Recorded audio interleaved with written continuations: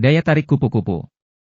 Pernahkah Anda bertanya-tanya bagaimana kupu-kupu, makhluk kecil namun bersemangat ini, menjalani siklus hidup mereka yang kompleks? Selamat datang di dunia kupu-kupu yang luar biasa, alam yang penuh dengan warna, keanekaragaman, dan rasa takjub yang membuat kita terpesona.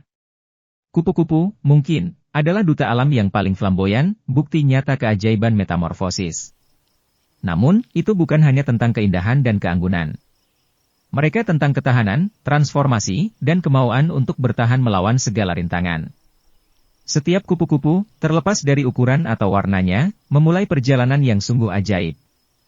Perjalanan kami dimulai dengan siklus hidup kupu-kupu, sebuah proses 4 tahap yang merangkum esensi perubahan dan pertumbuhan.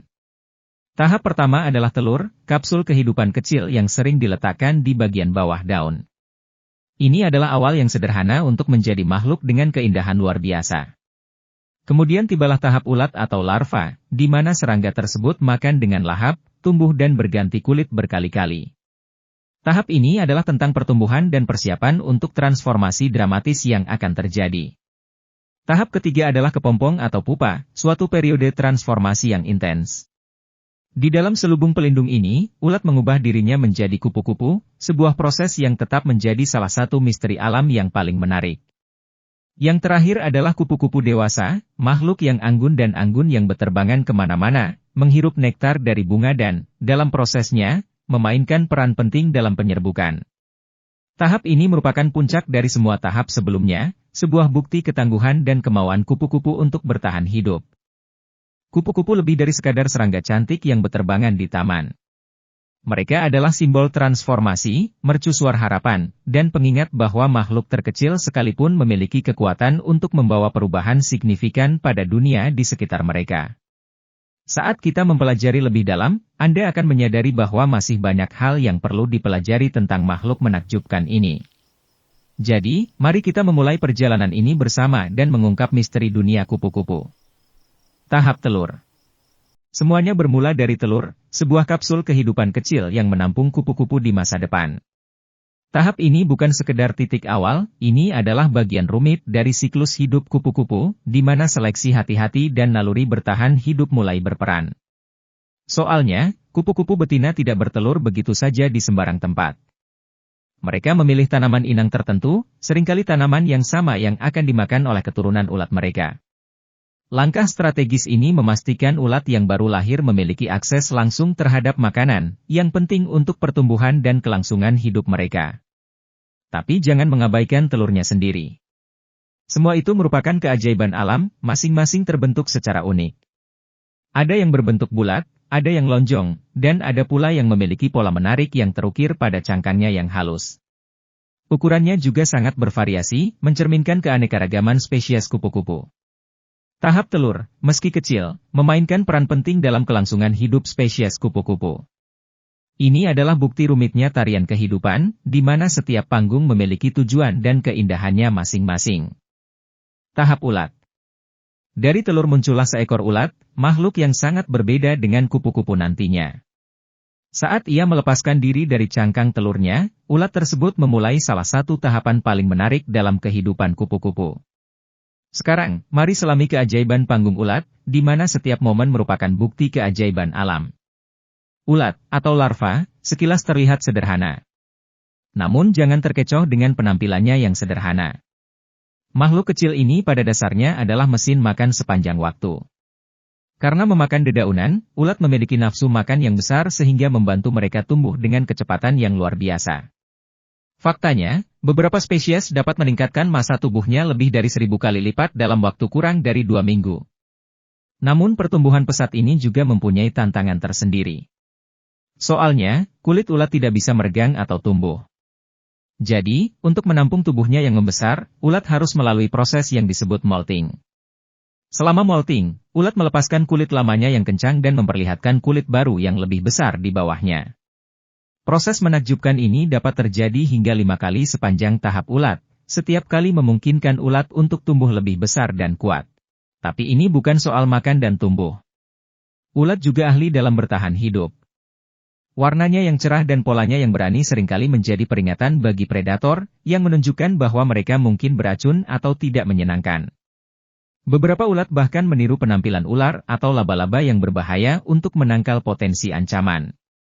Penting untuk diingat bahwa setiap ulat, tidak peduli seberapa besar atau kecilnya, seberapa cerah warnanya atau polanya yang halus, sedang dalam perjalanan yang luar biasa.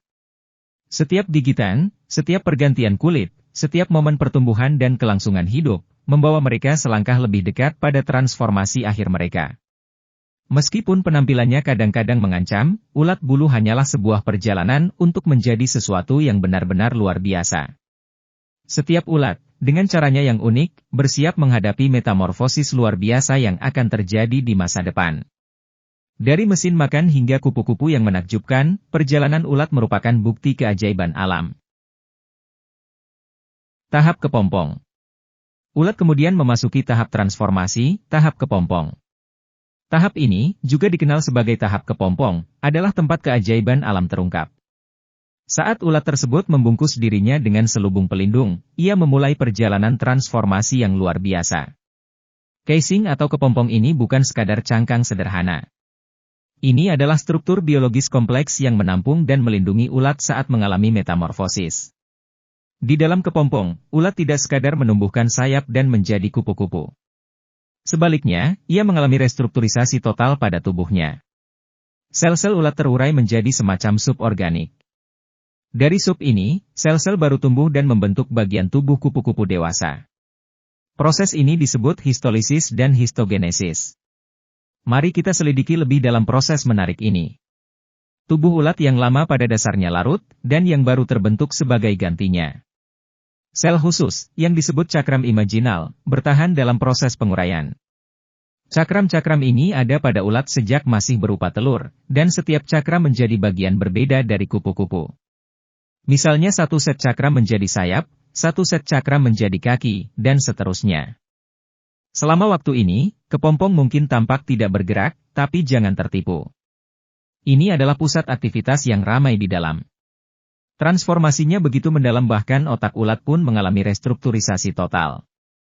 Kupu-kupu yang akhirnya muncul adalah makhluk baru, dengan perilaku, kebutuhan makanan, dan tujuan hidup yang sangat berbeda.